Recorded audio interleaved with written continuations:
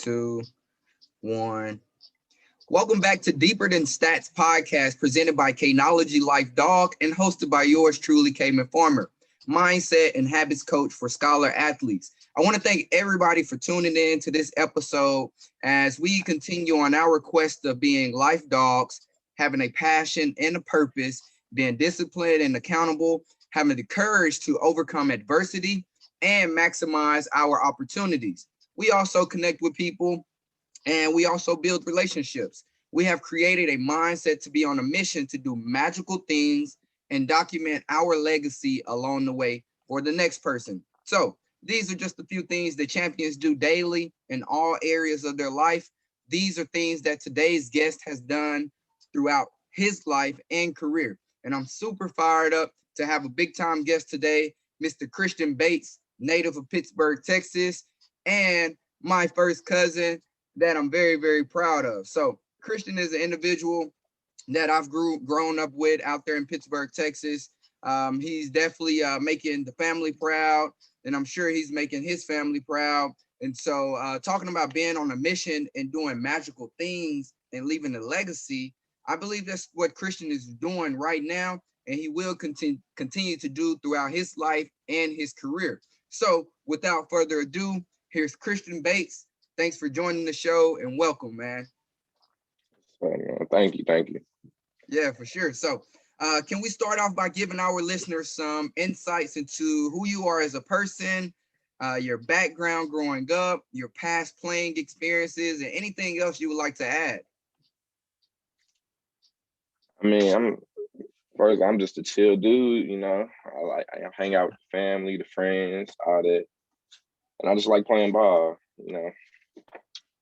It's really I'm simple, man. I'm simple. Yeah.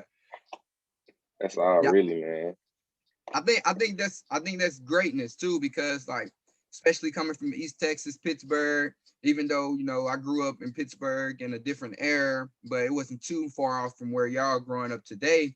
It is simple out there. It's what we did was, and Coop, our other first cousin, he mentioned this in the podcast. We went to school, was respectful, we chased girls, we played ball, went to the park, played video games, and did it all over again. And so I Mhm. believe that does give us an edge, just focusing in on the simple things. And so I definitely believe that each one of those experiences have played a role to where you are today. And I think that's definitely a part of your story. So you should definitely get in the habit of telling that story, because that's how you're gonna win people over. Because growing up in East Texas, we do have a unique living situation. And so I feel like that unique living situation, it does give us an edge sometimes. So now transition to where you're at now. We talk about being life dogs and staying in that relentless pursuit of greatness in all that you do. So in order to stay in that pursuit, you must have a foundation built on courage and confidence to create that long-term success. So could you share some of your values you lean on when you face adversity, whether that's never give up, whether that's remain humble? Let us know what those values are to you.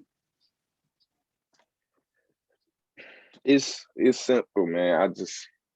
I keep God first of all. I mean, God's a big part, you know. Wouldn't be here without him, nothing like that. Then my family, man. My family, they back me up through whatever I go through all the time. I mean, you know, our family big, man. So Yeah. and all of them support you, all of them, and that's just a big part of where I am and uh why I'm doing the things I'm doing now. Because without them, I'm just another dude, man. I promise. Because family, man, they everything. Whatever I need, they there.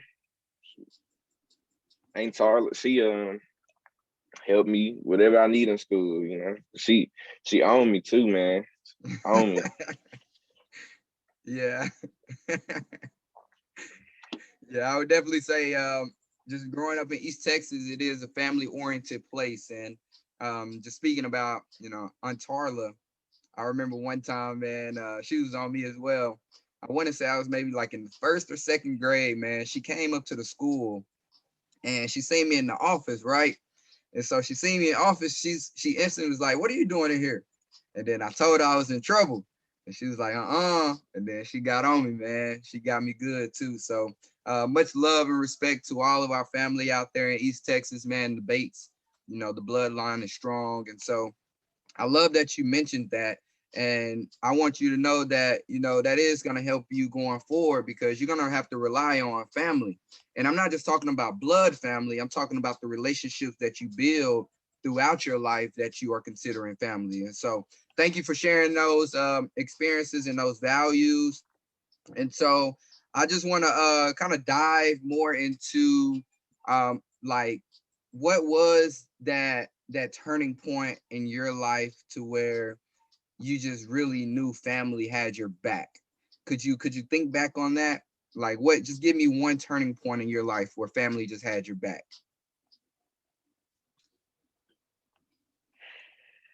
I mean, it's a lot of stuff, man. They've always been there, but Coop, Sean,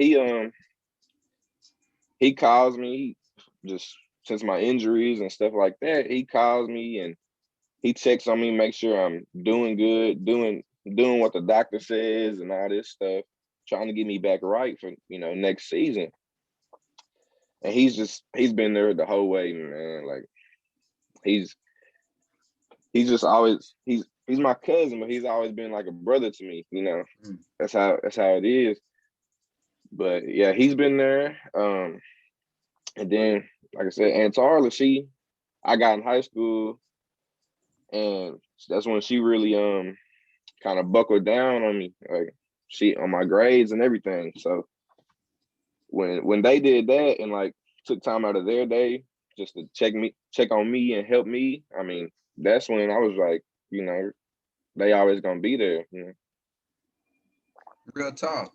And that's crazy. It seemed like, we had similar experiences growing up, man. And so I just want you to know, like, I'm no different than you. Like, we got the same within us. So, like, whatever I've done in my life, you can maximize on that and take it to a whole nother level. And so let's talk about your injury a little bit, because what I think about when I hear injury, I hear about either a person, they got over that injury and they became stronger, or that person never got over the injury and they never was the same. So it seems like you're the one that got over the injury, came back.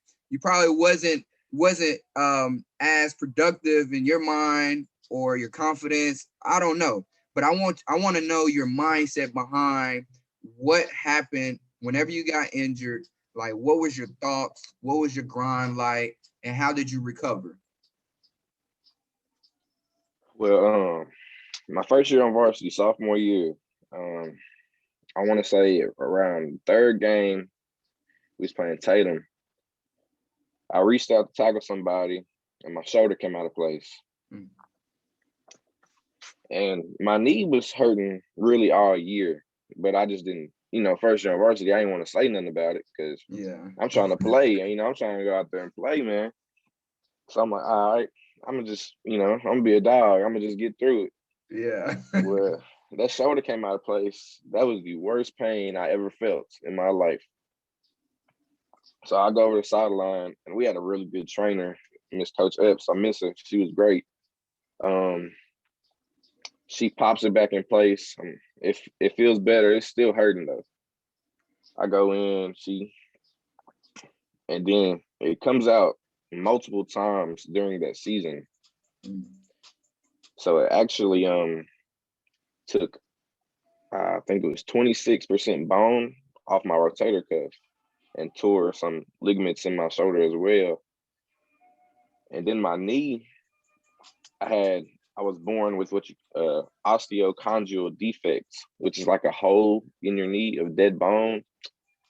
So I had a decision to make because I wanted to play my junior year, and I really wasn't supposed to, but the doctor, he found another way because originally he wanted to. I'm bow-legged a little bit, and he wanted to straighten out my leg, and that would have took a year to heal all the way. So junior year football, it was out the window basically. And then we went to another doctor for my shoulder, Dr. Conway. Um, And then he asked about my knee. He told everything about the shoulder, and he was like, it'll take a year to heal, but you can play football in 4 to 5 months with a shoulder brace. So I was like, okay. And then he said, or you can delay the surgery and just play with a shoulder brace on. So I had those two things to think about, you know. And then he with my knee, he told me that I didn't need to have it straight. And he's not the knee doctor. So, I'm like, well, I don't know. So we go back to the knee doctor and he thinks about it and he's like, well, you really don't. So and what he did, instead of straightening out my knee, he got a bone graft, and put it in there. And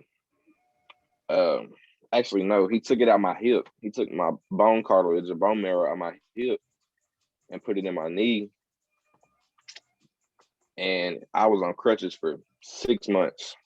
And I mean, not 6 months, 6 weeks. And I hated those things, first of all. I hated them. So I had the knee surgery, but I didn't have the shoulder surgery. Because if I had the shoulder surgery, I probably would have missed more than half the games we played this year. So I was like, no, I'm trying to go out there and show everybody what I can do and not miss no games, get out, I'm not trying to miss no opportunities. So I didn't have the shoulder surgery. It did pretty good.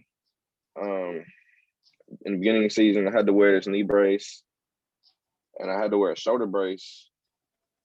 And my shoulder was doing real good. It didn't hurt or nothing. My knee didn't hurt or nothing. We played Van though, and they were inside the 5. They ended up scoring because I come through the hole and I hit them, and I felt my shoulder come out of place again for the first time in months. So I'm laying there, I'm thinking like, I don't know if I'm gonna be able to finish the season or nothing like that.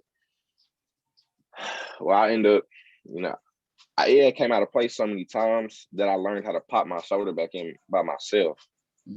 That's how many times it came out of place. So I pop it back in, and that was the end. That was at the end of the second quarter. So I go back in halftime. I wrap it up some more, and then I go back out there to begin the second half. And the first play, I tackle somebody, comes out of place.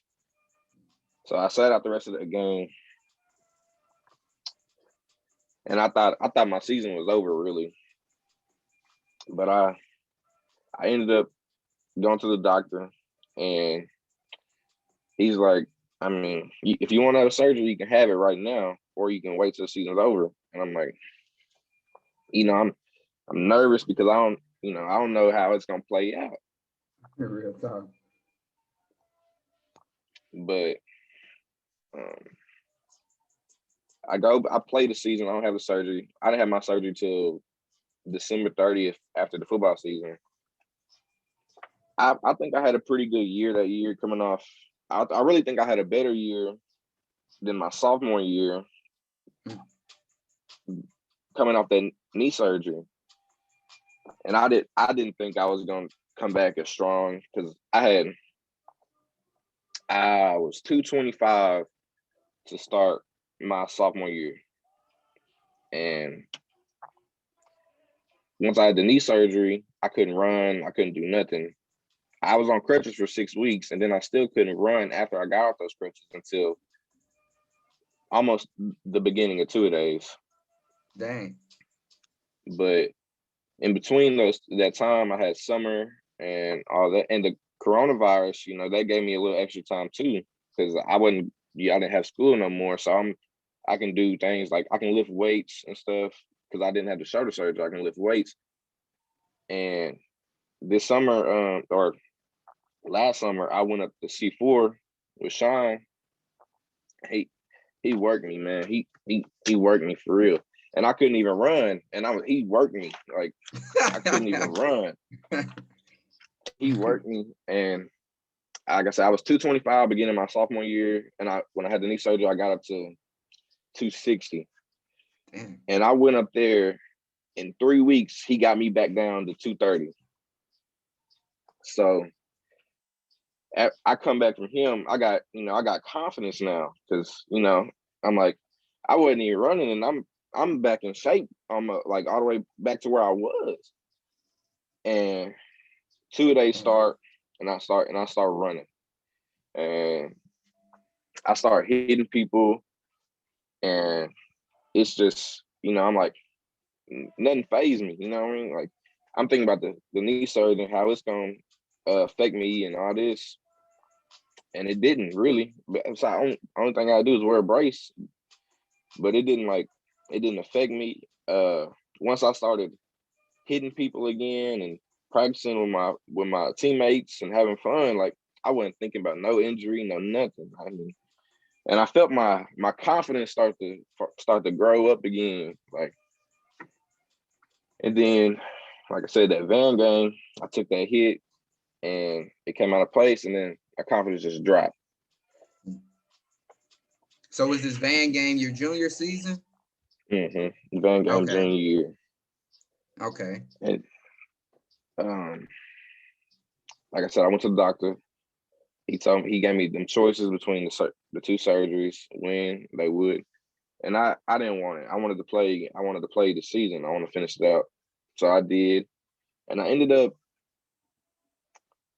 I didn't. My stats didn't say I had a better season than my sophomore year, but my film did, because I was making better plays. I was flying to the ball more than I was. So I'm looking at that because I really didn't get my confidence up until the van game, the PG game. PG, they went state back-to-back years and back-to-back really. I had that was my game. I had the most tackles, and that was after my shoulder came out of place and all this. So I'm like, I'm growing my confidence back up again, because it's a bunch of shifts in my confidence this whole season. Yeah, I bet. And I had 17 tackles that game, and I'm just like, if I can get through this, then I can get through anything really. And it's not just football; it's in life as well. Because I'm once you have two injuries really in football, you don't play as good, or you don't come back at all. Real tough. So I'm like, I got through this. I'm like, I can do anything I set my mind to, I can do. And with the help of Coop and my family and all them, I mean, it wasn't easy, but they definitely lifted a lot of weight off my shoulders when they were helping me. But yeah, that PG game, I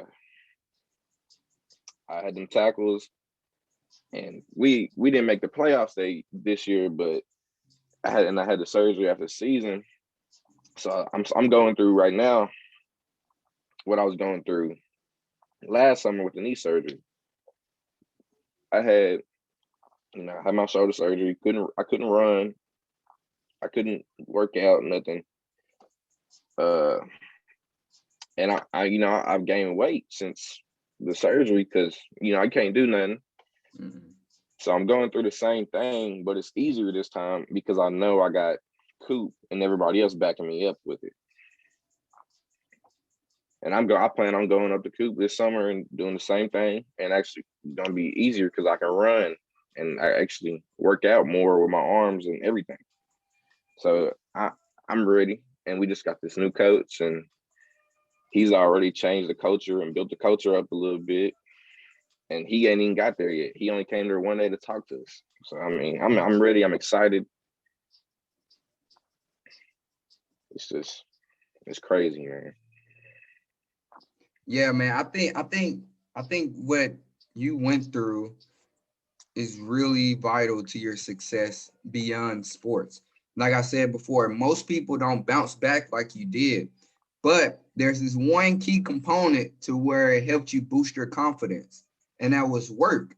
You actually putting in some quality work with a quality trainer at a quality facility with other athletes around you. That's what helps you produce that confidence to be like, okay, now let's get back to it. And so I think what you realized is like, even though you kept like you dislocated your shoulder, you knew you could reset that confidence and you could get that confidence back. And you knew that that confidence was very important for you to play at a high level. And so I think it's really a tremendous story you have, man. And like I said earlier, I think you should definitely get in the habit of telling that story and documenting that story, because like most people don't just show up, the tour days and just do what you did. And so I know that like from my perspective, it did like the very first game I came to, it did look like you was a little out of shape, but it looked like you played hard. You like played with a passion, you played with purpose, and like you had the ability to still go out there and make plays on the level that you was at. And so I just want to say I commend you on that, man, and just make sure you steady progressing your mindset and progressing like your motor. Because once you continue to progress that motor and that mindset, now you're gonna be unstoppable, man. And so that's what I see. And you are considered, the top linebacker to come out of East Texas this upcoming year. And I just hope that you, put in the work to make sure you hold that standard that people are holding you to. And so that being said, man, let's talk more about the new coach. Like, what's the energy like around the locker room with your teammates, just having a new coach come in, and hopefully we're bringing that pit pride back. What is that like? Tell me, give me insight on that, because I hear a lot, but I want it from the source. Hmm. Well, when Coach Baca told us, he was resigning, I like Coach Baca. Coach Baca was a very good man, and his daddy was a very good man. But I'm not gonna try to speak on that. But a lot of kids, they didn't want to, when they were there, they didn't want to work for him. They didn't want to put the work in. So I was like, I tried to, like, man, it's not about the coach or who it is. You got to put the work in all the time. It don't matter who is coaching you. You can always effort. All the coaches talk about effort, attitude, and energy. You can always bring by yourself. Nobody else has to do that. Like, that's nobody else's responsibility but Whoa, yours. whoa, whoa, whoa, whoa! I love that. I love that. You're different. Just because you think that way and you said that. Most people have to feed off of energy. You create the energy. Who installed that into your mind? And I'm sure it was at a young age to like you bring the energy. Anybody come to mind that like really installed that in you? Oh man, every coach that I've been with, from my dad was my pee wee coach, and Mm. uh, when I was little, and he always said that. And then Coach Styles at junior high, he always said that. And every coach that I've been with always said that. And it just kind of it stuck with me because it's true. I mean, That's major. So sorry to cut you off, but why wasn't the athletes willing to work for your last head coach? I it's weird, man, because the culture, like the culture was drained, I think, because sophomore year, it it it hit us hard because, like, I'm not trying to talk about, I'm not trying to talk about his coaches or nothing, but because I love him to death. But some of the culture was drained because of things people did and all that. So people just didn't want to work no more because not all the kids, not all the people in my grade have the love for football that I do. So I'm gonna work regardless for who it is, whenever. But some of them don't think like that.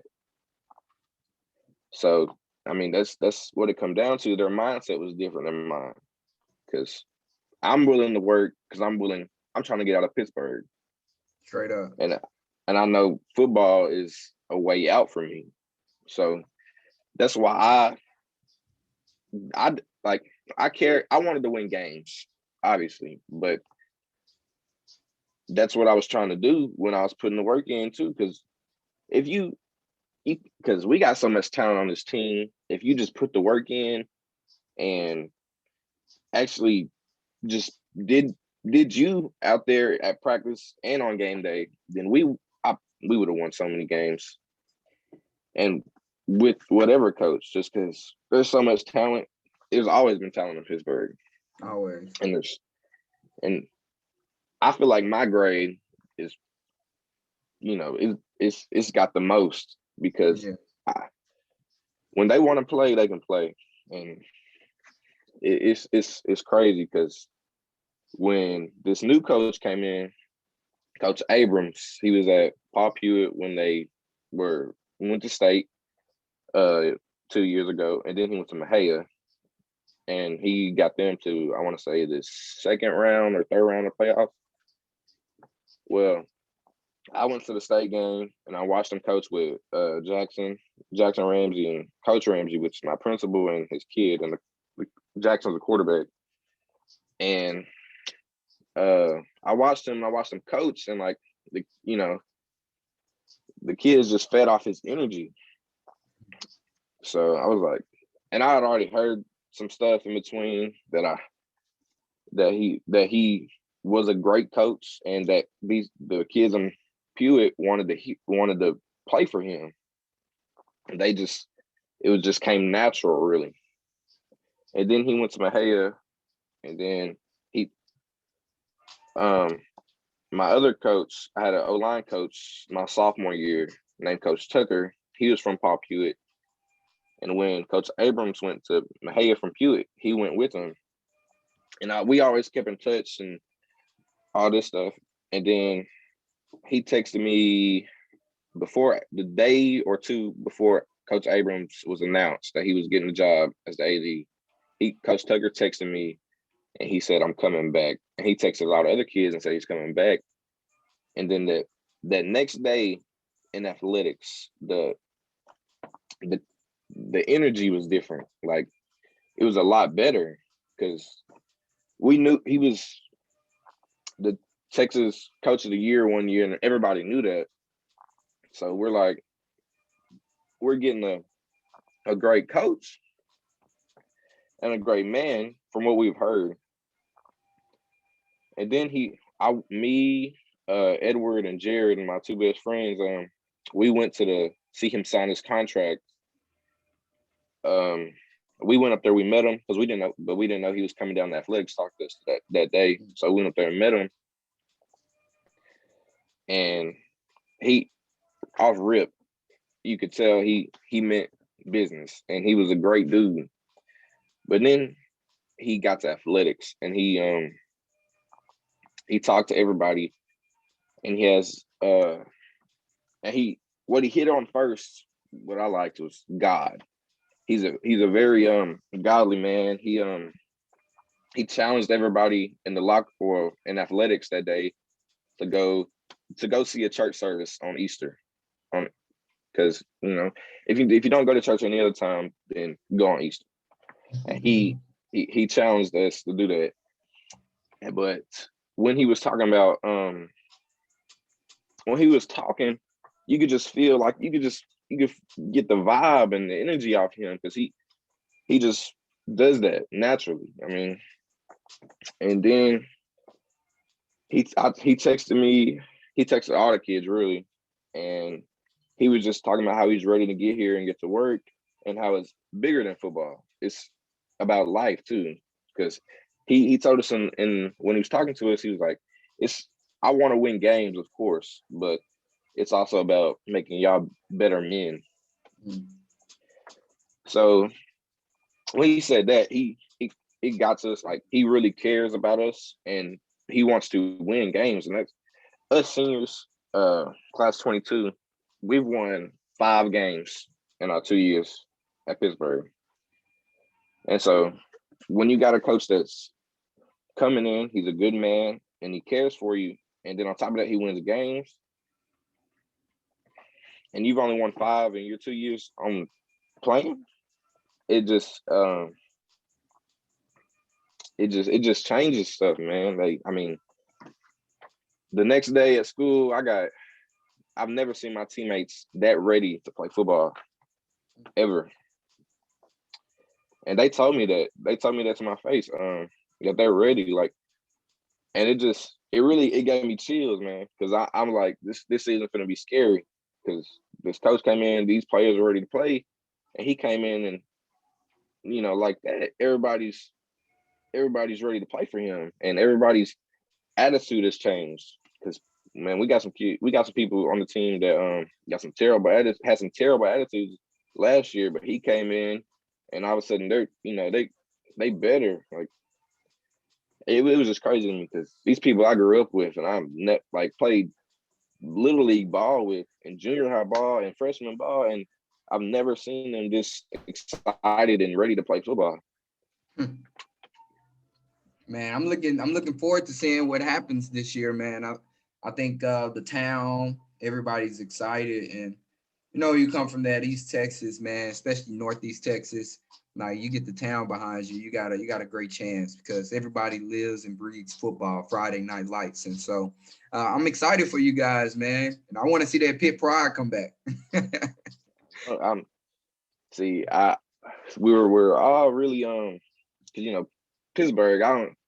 We were coming in and we had people talking to us like the old people, the old heads. They was talking to us like we supposed to be the next team to come through Pitt and really do something. And when you win 5 games in 2 years, that really Yeah, gets to you. So we ready though. We gonna yeah. and then he came in and changed everything. Not everything, but he came in and just he hit a lot of people and they changed their attitude quick. Yeah, And it definitely will he be just a process. Are y'all having any like 7-on-7s, any games or tournaments like school? uh I don't know because he comes this Monday. This is gonna be his first day Okay, Monday. So when he comes, we'll see. got you. Well, man, I'm excited, man. And one last question before we wrap it up, man. What are your top 3 colleges? Like, what's your dreams and your aspirations? Where you want to go? Man, I'm right now, I got no offers right now. I've got coaches calling and looking, but I got no offers. So I'm going whoever wants me. But if I had to give a top three, I've always been a Baylor fan, really. Since I was a little kid, I've always been a Baylor fan. I am. Mm, Was that prior to Kendall Wright going there or after Kendall had attended it Baylor? it was before, but once Okay. once you see somebody else from Pittsburgh going there and showing out and then doing all this stuff, it makes you want to go even more. But Mm. for me, it's whoever takes a chance on me, because whoever take a chance on me, they gonna get all of it out of me. Right. And I would say, man, I had a similar recruiting process. Well, I didn't have any interest or anything at all going into my senior year. And then like it was so much pressure built up on me because you can ball, you're supposed to go to the next level, but nobody's showing you that love, that interest to bring you to their team. And so yeah, I enjoyed it, but then again, like it was a lot of pressure upon myself because I just kind of let it get the best of me. And so I don't want that to happen to you. I just want you to know that whatever's supposed to happen is gonna happen regardless. So just go out there and enjoy your senior year. And just look at me, man. Like I didn't know where I was going until like May of my senior year.